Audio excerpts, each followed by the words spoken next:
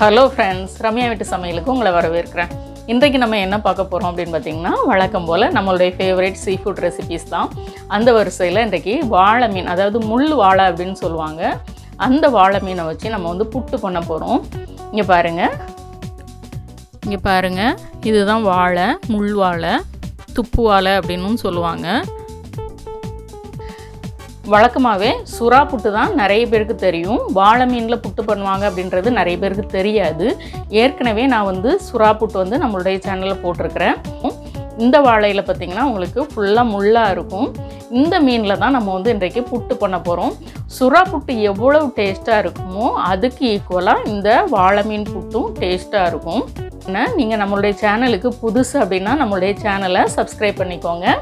அப்பதான் நான் போடக்கூடிய எல்லா விதமான சீ ஃபுட் ரெசிபீஸும் உங்களுக்கு வரும்.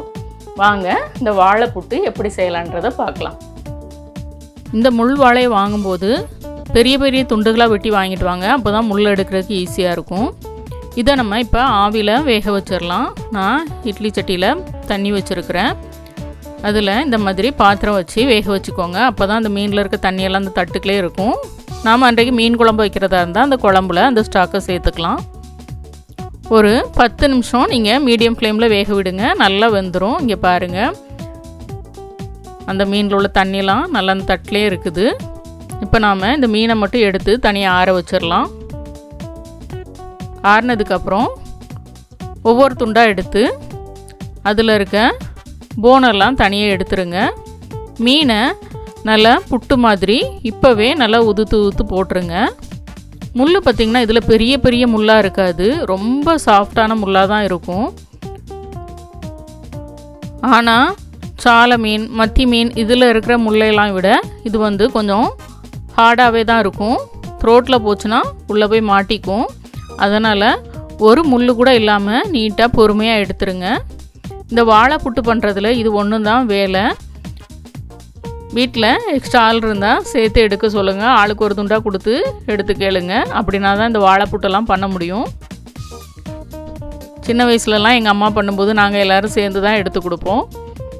ஆனால் இப்போல்லாம் எங்கள் வீட்டில் நான் பண்ணும்போது இப்போ நான் மட்டும்தான் தனியாக எடுக்கணும். யாரெல்லாம் ஹெல்ப்பெல்லாம் பண்ண மாட்டாங்க. இங்கே பாருங்கள், எல்லா முள்ளையும் நான் இந்த மாதிரி எடுத்துட்டேன்.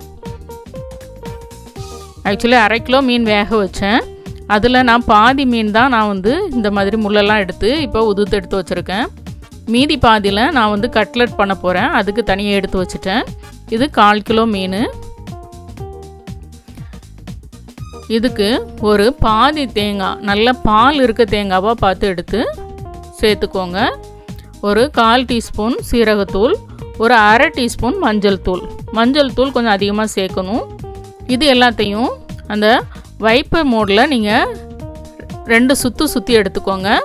இந்த மாதிரி உதிரியாக தான் இருக்கணும். அந்த தேங்காயிலேருந்து பால்லாம் வெளியில் வந்திருக்கக்கூடாது.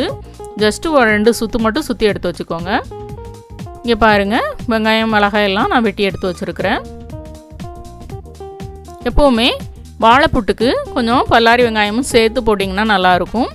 அதனால் நான் 2 வெங்காயமே சேர்த்து வெட்டி வச்சுருக்கிறேன். தேங்காய் எண்ணெய் 2 டேபிள் ஸ்பூன் சேர்த்துருக்கிறேன்.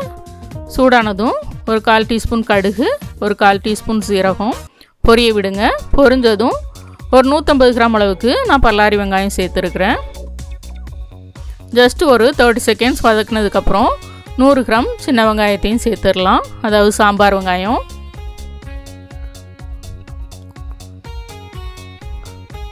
ஒரு 3 பச்சை மிளகா, கொஞ்சமாக கருவேப்பிலை, இது எல்லாத்தையும் சேர்த்து நல்லா வதக்குங்க.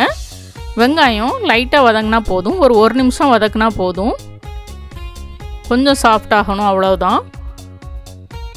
ஏன்னா நம்ம கடைசி வரைக்கும் எண்ணெயில் தான் எல்லாத்தையும் வதக்க போகிறோம். இப்போ நாம் முள்ளெல்லாம் எடுத்து உதுத்து வச்சுருக்கிற அந்த மீனை அதில் சேர்த்துடலாம். சுறா புட்டை விட இந்த வாழைப்புட்டு டேஸ்ட் ரொம்ப நல்லாயிருக்கும். நிறைய பேருக்கு சுறா புட்டில் கவுச்சி ஸ்மெல் இருக்கும், பிடிக்காது. அவங்கெல்லாம் இந்த வாழைப்புட்டு ட்ரை பண்ணுங்கள். இப்போ நம்ம கொரகொரப்பாக சுற்றி வச்சுருந்த தேங்காயும் இதில் சேர்த்துடலாம். 1/2 டீஸ்பூன் அளவுக்கு மிளகாய் தூள் சேர்த்துருக்குறேன்.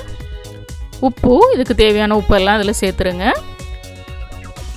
மீடியம் ஹீட்டில் வச்சுட்டு பொறுமையாக வதக்குங்க. இது எல்லாம் கலந்து வர்ற வரைக்கும் முதல்ல நல்லா கலந்து விட்டுக்கோங்க. இந்த தேங்காய், மீன், வெங்காயம் எல்லாம் சேர்ந்து வரணும். ஃபஸ்ட்டு எல்லாத்தையும் நல்லா கலந்து விடுற வரைக்கும் கொஞ்சம் நேரம் கிண்டிக்கிட்டே இருங்க. இது எல்லாம் இப்போ சேர்ந்து வந்துருச்சுப்பாங்க. இதுக்கப்புறம் நம்ம எப்படி இதை வதக்கணுன்றதை சொல்கிறேன். ரொம்ப கவனமாக பாருங்கள். இதை நம்ம இந்த மாதிரி ஈவனாக ஸ்ப்ரெட் பண்ணி விட்டுருங்க. எந்த பாத்திரமாக இருந்தாலும் ஒரு 30 செகண்ட்ஸ் விட்டுருங்க.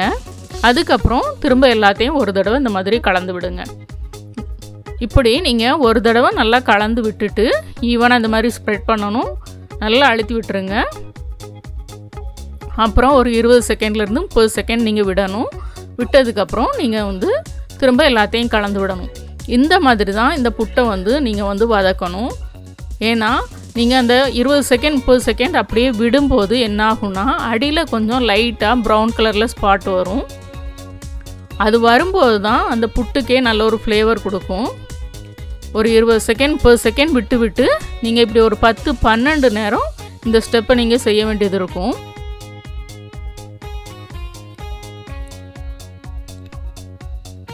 இந்த மாதிரி நம்ம செய்யும்போது அந்த மிளகாய் காரம் எல்லாமே சேர்ந்து வரும். நான் மீடியம் ஃப்ளேமில் தான் வச்சுருக்கிறேன். ஏன்னா நான்ஸ்டிக் கடாயில் வைக்கிறேன். அதனால் வந்து மீடியம் ஃப்ளேமில் வச்சுருக்கிறேன். ஒருவேளை இரும்பு கடாயிலையோ அல்லது அலுமினிய கடாயிலையோ வச்சிங்க அப்படின்னா வந்து கொஞ்சம் தீயை இன்னும் கூட கொஞ்சம் குறைச்சி வச்சுக்கோங்க. ஆனால் இந்த மாதிரி நீங்கள் நல்லா அழுத்தி விட்டு நீங்கள் வந்து திரும்ப கிளறும்போது மட்டும்தான் வந்து அந்த புட்டோட ஃப்ளேவரே சூப்பராக இருக்கும். ஏன்னா பொறுமையாக நின்று அந்த எண்ணெயில் எல்லாமே வந்து வரணும். அதாவது தேங்காயோட ஃப்ளேவரும் அந்த மீனோட ஃப்ளேவரும் நல்லா சேர்ந்து வரணும். அப்போ தான் வந்து புட்டு பர்ஃபெக்ட் டேஸ்ட்டில் இருக்கும். இப்போ நமக்கு புட்டு ரெடி ஆகிட்டு கொஞ்சமாக ஃப்ரெஷ்ஷாக கருவேப்பிலை சேர்த்து நாம் அப்படியே மூடி வச்சிடலாம். கிளறி விட்டுட்டு மூடி வச்சுருங்க. ஒரு 5 நிமிஷம் கழித்து சூடாக அப்படியே பரிமாறுங்க. கண்டிப்பாக எல்லாருக்குமே இந்த வாழை மீன் புட்டு பிடிக்கும். சுறா புட்டு பிடிக்காதவங்களுக்கும் இந்த புட்டு பிடிக்கும். ட்ரை பண்ணி பாருங்கள். உங்களுக்கு பிடிச்சிருந்ததுன்னா ரம்யா வீட்டு சமையலுக்கு சப்ஸ்கிரைப் பண்ணுங்கள், லைக் பண்ணுங்கள், ஷேர் பண்ணுங்கள். வீட்டில் சமைச்சு சாப்பிடுங்க, வீணாக்காமல் சாப்பிடுங்க. மீண்டும் புது வீடியோவில் சந்திக்கலாம். பாய்.